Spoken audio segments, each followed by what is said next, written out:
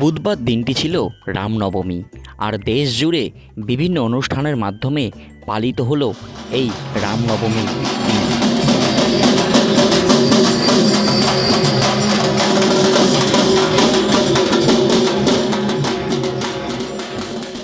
দেশের অন্যান্য জায়গার পাশাপাশি ব্যতিক্রমী ছিল না মন্দির নগরী নবদ্বীপ।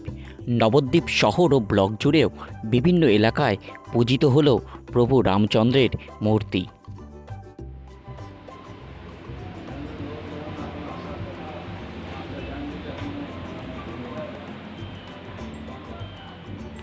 শুধু মূর্তি পূজাই নয়, এদিন নবদ্বীপ শহর জুড়েও এক বর্ণাঢ্য শোভাযাত্রারও আয়োজন করে আগমেশ্বরী পাড়া বাজার সংলগ্ন রাজা রাম মন্দির শ্রী রাম সেবা সংঘের ব্যবস্থাপনা।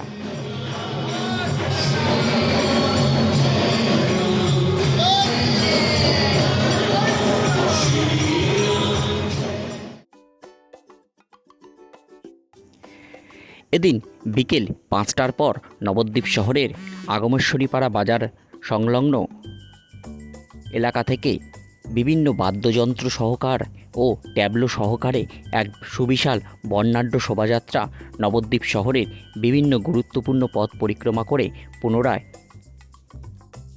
রাজা রাম মন্দিরেই সমাপ্ত হয়।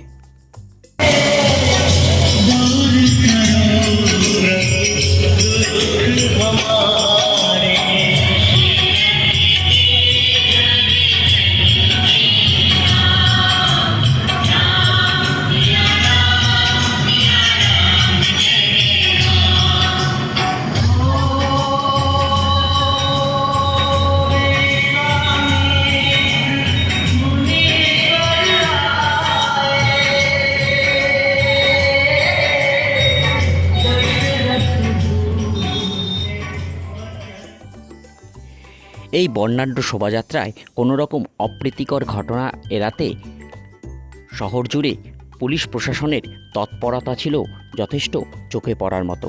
শহরের সকল প্রায় রাস্তার মোড়ে মোড়ে ছিল পুলিশি প্রহরা। পাশাপাশি এদিনের এই বর্ণাঢ্য শোভাযাত্রায়